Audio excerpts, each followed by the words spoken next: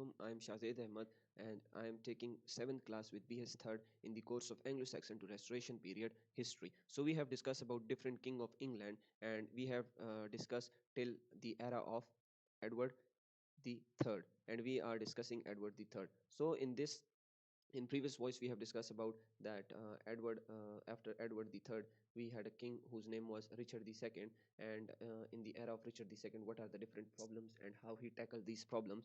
And after that we will move to another episode of Richard the Second's era. And beta, you have to focus on one thing, that look at the dates, that how different kings are changing and what is the era. For example, if we look at his date of birth, so it is in 14th century, but his date of death is in 15th century. So when we are talking about Richard the Two, so think that it is the time between 14th and 15th century. Look at these things also. So like there was a discontent with church. Mean there was a problem with church because of tax. Now at that very time, church was under the control of Rome, as we have already mentioned.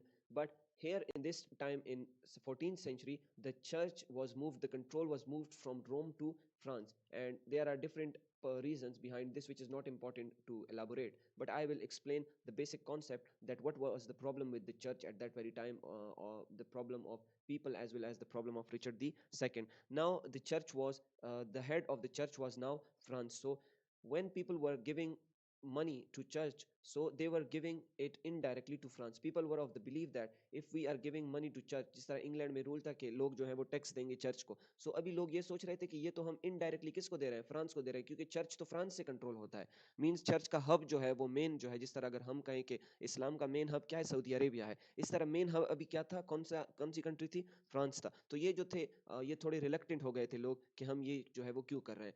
Now after that there was a moment which started, जिसको Lollardy का नाम दिया गया, जिसको England में बहुत ज्यादा बुरा कहा गया। There were people who thought that Bible should be translated to English language which was in Latin language. Bible was should be translated to English language because for the purpose that people would read Bible at their home. So यहाँ पे एक concept आया कि एक John Wycliffe एक बंदा था, उसके साथ और भी कुछ बंदे थे, और ये ऑक्सफोर्ड का जो था वो प्रोफेसर था। तो इन्होंने क्या कहा कि लोगों को रीडिंग करनी चाहिए, बाइबल को खुद रीड करना चाहिए, हमें चर्च की ज़रूरत नहीं होनी चाहिए हर टाइम पे बाइबल को रीड करने में।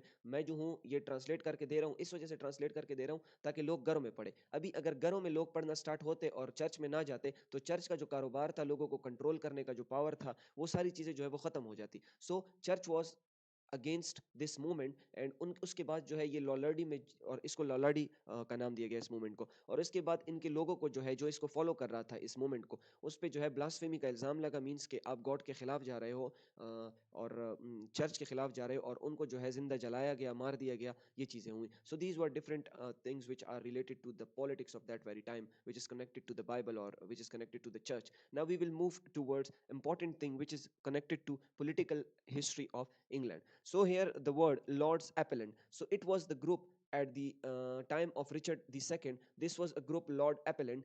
As I have mentioned that Richard the Two जो था वो बहुत कम उम्र में जो है वो किंग बना था, और वो किसके कंट्रोल में था, अपने अंकल्स के कंट्रोल में था। जॉन ऑफ गॉन्ट जिसका एडवाइजर था, जो एडवाइजर थे, और ड्यूक ऑफ ग्लॉसेस्टर, ये डिफरेंट लोग जो थे, ये मतलब इसको इन्होंने इतने मौके दिए हुए थे, इतना इनको फ्री किया हुआ था कि लोग जो है इससे काफी तंग आ गए थे। सो एक मोमेंट स्टार्ट हुई लॉर्ड्स एपेलेंट के, लॉर्ड को जो है हम, एपेलेंट मीन उसको जो है हम उसके अगेंस्ट जो है वो हम जा रहे हैं। ये मूवमेंट कब स्टार्ट हुई थी, 1387 टू 89 ये स्टार्ट हुई थी, और उसमें रिचर्ड को जो है क्या कर दिया गया था, रिचर्ड को हटा दिया गया था किंगशिप से। कब, 1387 टू 89 जो है वो रिचर्ड को हटा दिया गया। लेकिन रिचर्ड ने क्या किया कि दोबारा जो है वो फोर्स बनाई, और जोर पे जो है खुद को गवर्नमेंट जो है वो खुद उसने पावर को रिकवर कर लिया था। और इसमें जो था अभी एक इंपॉर्टेंट चीज, एक इंपॉर्टेंट करेक्टर आ रहा है जो कि आगे इंग्लैंड का किंग भी बन जाता है, वो हम इसको डिस्कस करेंगे। और इसमें जो है जॉन ऑफ गॉन्ट का एक सन था जिसका नाम है Henry the fourth, which will be the king of England in future. John of Gaunt का एक सन था हेनरी द फोर्थ, जो कि रिचर्ड का क्या होता है, कजन भी होता है। सही है, रिचर्ड का कजन भी होता है। तो वो क्या था, उसको जो है वो एग्जाइल कर दिया गया था। ये लॉर्ड एपेलेंट के बाद जो है इसको एग्जाइल कर दिया था। इसके डिफरेंट रीजन थे हेनरी द फोर्थ को एग्जाइल करने के। फर्स्ट, लोग कहते थे कि हेनरी द फोर्थ जो था वो बहुत ज़्यादा मतलब फेमस है, बहुत ज़्यादा अच्छा वॉरियर है, बहुत अच्छे तरीके से चीज़ों को टैकल करता है, और दूसरी तरफ रिचर्ड द टू इतना इंपॉर्टेंट नहीं है लोगों के लिए। सो रिचर्ड द टू जो था वो जेलिस था कि हेनरी द फोर्थ जो है इससे किंगशिप जो है वो ना ले ले। सेकंड रीज़न ये था कि leader of Lords of appellant, ये हेनरी द फोर्थ जो था इसने क्या किया था, लॉर्ड ऑफ एपेलेंट जो मूवमेंट स्टार्ट हुई थी रिचर्ड द फर्स्ट के सेकंड के खिलाफ, इसको इसने क्या किया था, सपोर्ट किया था, और ये इसका लीडर था। और एक ये था कि इस पे इल्जाम था कि इसने जो है गवर्नमेंट का पैसा मारा है, रिचर्ड द टू का पैसा मारा है। तो इन रीजंस की वजह से क्या किया, इसने जो है एग्जाइल कर दिया, एग्जाइल मीन निकालना, इंग्लैंड से जो है उसको निकाल दिया था इंग्लैंड से, और वो कहाँ चला गया था, वो फिर फ्रांस चला गया था, और उधर ही जो है वो रह रहा था। समझ आ गई है यहाँ तक? तो इसके बाद हम मूव करते हैं नेक्स्ट स्लाइड पे। Now when Henry the fourth was in exile in France, उसको एक ड्यूक मिलता है, एक बंदा मिलता है जो कि ऑर्लीन जो है वो फ्रांस में एक जगह है, ड्यूक ऑफ ऑर्लीन्स मिलता है, जो कि इंतहाई पावरफुल बंदा है फ्रांस का, और ये जो है फ्रांस के किंग के खुद खिलाफ है। ये क्या करता है कि हेनरी द फोर्थ को कहता है कि मैं तुम्हें सपोर्ट दूंगा, और तुम जो इंग्लैंड पे अटैक करो, मैं पैसे दूंगा, मैं आपको फौज दूंगा, आप इंग्लैंड पे अटैक करो, इंग्लैंड को जो है वो अपने लिए हासिल कर लो। अभी आप लोगों के जहन में एक क्वेश्चन आएगा कि आप क्यों जो हो Duke of Orleans Henry the fourth की मदद करना चाहता था। वो इसलिए मदद करना चाहता था कि वो भी रिचर्ड द टू के खिलाफ था, डायरेक्टली खिलाफ नहीं था लेकिन इनडायरेक्टली खिलाफ था। कैसे? कि रिचर्ड द टू ने जो है फ्रांस के किंग की बेटी के साथ जो है वो शादी कर ली थी। रिचर्ड द टू ने फ्रांस की बेटी के साथ जो है वो शादी कर ली थी, जिसकी वजह से ड्यूक ऑफ ऑर्लीन तो पहले से किंग ऑफ फ्रांस के खिलाफ था, तो अभी जो है ये रिचर्ड द टू के भी खिलाफ था, क्योंकि रिचर्ड द टू और फ्रांस का किंग आपस में दोस्त थे। समझ आ गई है? एक बार फिर समझाता हूँ। Duke of Orleans Henry the fourth की इस वजह से मदद कर रहा था क्योंकि रिचर्ड द टू और किंग ऑफ फ्रांस जिसके ऑर्लीन खिलाफ था, वो दोनों आपस में दोस्त थे, क्योंकि रिचर्ड द टू ने किंग ऑफ फ्रांस की बेटी से जो है वो शादी कर ली थी। उसके बाद क्या होता है कि ये किंग ड्यूक ऑफ ऑर्लीन्स जो है इसकी हेल्प करता है, और ये इंग्लैंड पे अटैक कर लेता है। 1399 Henry fourth met fellow supporter, England में जो इसके सपोर्टर होते हैं, ये इंग्लैंड पे कब्जा कर सॉरी अटैक कर लेता है 1399 में, और इसके जो फेलो सपोर्टर्स होते हैं वो भी इसके साथ जो है वो मिल जाते हैं। इंग्लैंड के जो लोग होते हैं वो तो पहले से हेनरी द फोर्थ को अच्छा मानते हैं, तो वो भी इसके साथ मिल जाते हैं। Now here I will explain one very important concept which will help you in understanding the history, जो कि आगे आ रही है। ड्यूक ऑफ यॉर्क एक बंदा है, और प्रोटेक्टर ऑफ द रेल्म जो है एक ओहदा है। सही है, ओहदा है एक। प्रोटेक्टर ऑफ द रेल्म वो ओहदा है कि अगर किंग जो है वो बीमार हो जाए, या किंग जो है अपने घर से जो है वो कहीं दूर चला जाए, किसी और मुल्क जंग के लिए चला जाए, तो प्रोटेक्टर ऑफ द रेल्म जो है वो किंग की जगह क्या कर लेगा, ले लेगा, और किंग की जगह जो है वो हुकूमत करेगा। और जब किंग वापस आएगा तो ये प्रोटेक्टर ऑफ द रेल्म की किंगशिप जो है वो खत्म हो जाएगी। तो इस टाइम पे जब हेनरी द फोर्थ अटैक कर रहा था, इस टाइम पे रिचर्ड द टू कहाँ पे था, आयरलैंड में था। आयरलैंड जो है अभी इंग्लैंड से दूर है, और इंग्लैंड और आयरलैंड के बीच में जो आप लोगों को मैप दिया है वो देख लें, उसमें जो है आप देखोगे कि आयरलैंड और इंग्लैंड के बीच में पानी भी आता है, तो ये बहुत दूर है इंग्लैंड से। सही है, तो ये कहाँ पे था, रिचर्ड द टू आयरलैंड में था, और प्रोटेक्टर ऑफ द रेल्म कौन था, Duke of York. So Duke of York क्या करता है, हेनरी द फोर्थ की मदद करता है, किसके खिलाफ, रिचर्ड द सेकंड के खिलाफ। अभी आप लोगों के जहन में आएगा कि अगर ड्यूक ऑफ यॉर्क को इतनी रिस्पेक्ट दी थी, रिचर्ड दी टू ने उसको प्रोटेक्टर ऑफ द रेल्म बनाया था, तो वो क्यों जो है हेनरी द फोर्थ की मदद कर रहा है। वो इसलिए बेटा मदद कर रहा है क्योंकि हेनरी द टू जो था वो बहुत ज़्यादा इम्पोजिंग था, बहुत ज़्यादा ख़राब किंग था, तो इसकी वजह से सब उससे जो है वो तंग थे, और कुछ भी रीज़न थे जो कि मतलब हम आगे डिस्कस करेंगे। तो ये क्या कर देता है ड्यूक ऑफ यॉर्क, इसको ड्यूक ऑफ यॉर्क बंदे का नाम है, और प्रोटेक्टर ऑफ द रेल्म ओहदे का नाम है। तो इसके बाद जब रिचर्ड वापस आता है इंग्लैंड, तो क्या हो जाता है, इसको इम्प्रिजन कर लेता है, और रिचर्ड यहाँ पे जो है वो मर जाता है। नो, इसके बाद हम रिचर्ड के बारे में नहीं पढ़ेंगे। अभी इससे पहले कि मैं आगे मूव करूं, इससे पहले एक इंपॉर्टेंट चीज़ है, मैं अब दो तीन आपको बता दूं। इन लोगों को आपने याद रखना है। एक ब्लैक प्रिंस जो है ये हमारे पास मर जाता है बहुत जल्दी, किसका, ये बेटे हैं किनके, एडवर्ड दी थर्ड के बेटे हैं, और रिचर्ड दी सेकंड हमारे साथ किंग बन जाता है, ये वाला बंदा। इसके बारे में हमने पढ़ लिया, इसको अभी भूल जाओ। सही है। ड्यूक ऑफ क्लैरेंस ये तीसरा बेटा है किसका, एडवर्ड दी थ्री का। अभी आप लोग कहोगे कि सेकंड बेटा कहाँ है, सेकंड बेटा इज नॉट इंपॉर्टेंट, सो उसको जो है गोली मारो, उसको छोड़ दो। ड्यूक ऑफ क्लैरेंस जो है ये थर्ड बेटा है एडवर्ड दी थर्ड का, जिसका एक और बेटा है अर्ल ऑफ मार्च। जिस तरह ब्लैक प्रिंस का बेटा रिचर्ड दी सेकंड किंग बना, तो इस तरह ड्यूक ऑफ क्लैरेंस का एक बेटा है अर्ल ऑफ मार्च। और उसके बाद जॉन ऑफ गॉन्ट, जिसके बारे में हम ऑलरेडी डिस्कस कर चुके हैं, इसका एक बेटा है हेनरी द थर्ड। सो ये तीन बंदे जो हैं, ये तीन बंदे ये इसके पोते हैं, और ये तीन बंदे इसके बेटे हैं। समझ आ गई है इन चीज़ों की? तो ये जो है आपके सामने क्लियर हो गया होगा कि मैं क्या कहना चाहता हूँ। मींस ये इन बेटों और इन पोतों का जो कनेक्शन है, ये आप लोगों ने अभी याद करना है, इन सबको आप लोगों ने याद करना है। अभी हम जो है वो आगे बढ़ते हैं, और हमारा मेन फोकस किस चीज़ पे होगा, हेनरी द फोर्थ पे होगा, और आगे के लेक्चर्स में हमारा अर्ल ऑफ मार्च पे भी होगा। सो ये चीज़ आप लोगों ने याद करनी है कि अर्ल ऑफ मार्च कौन है और हेनरी द फोर्थ कौन है।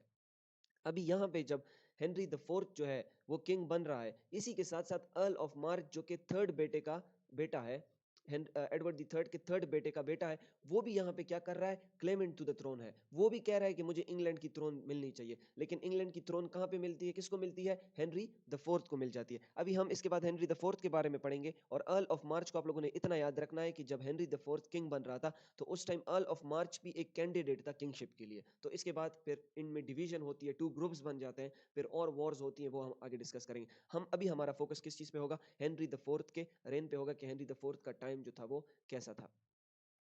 Now we will move to Henry fourth time के यहाँ पे जो है हेनरी फोर्थ के रेन के बारे में हम जो है इतना सिर्फ जो है पढ़ेंगे कि he was of the opinion that I have to unification of I have to do what I have to unify England, कि मैंने इंग्लैंड की यूनिफिकेशन करनी है। कैसी यूनिफिकेशन करनी है, कि मैंने इंग्लैंड को जो है एक साथ लाना है। मींस वेल्स हो गया, स्कॉटलैंड हो गया, इन सब को जो है, आयरलैंड हो गया, इन सबको एक इंग्लैंड के मतलब अंडर जो है मैंने लाना है और एक किंग के उसमें कंट्रोल में करना है। और इसने जो है वेल्स के खिलाफ फिर बहुत जंगें लड़ी और वेल्स के रिबिलियन को जो है वो हटाया। ये चीज़ें जो है हम डिस्कस नहीं करेंगे बिकॉज ये हमारी हिस्ट्री के लिए इंपॉर्टेंट नहीं है। और इन्होंने एक और कमाल किया था कि इनकी डेथ से पहले ही इन्होंने हेनरी द फिफ्थ जो कि इनका बेटा था उसको जो है अपनी किंगशिप, अपना थ्रोन दे दिया था कि आप कंट्रोल करो, ताकि जो है आगे फिर और लांझे ना आए। अभी हमारे पास जो है एडवर्ड द थर्ड के बाद कौन किंग बन जाता है, Richard the to. Richard the to के बाद कौन किंग बन जाता है, हेनरी द फोर्थ। अभी जो है इसको हटा के ये दोनों क्या है, ये दोनों जो है एडवर्ड द थर्ड के पोते हैं।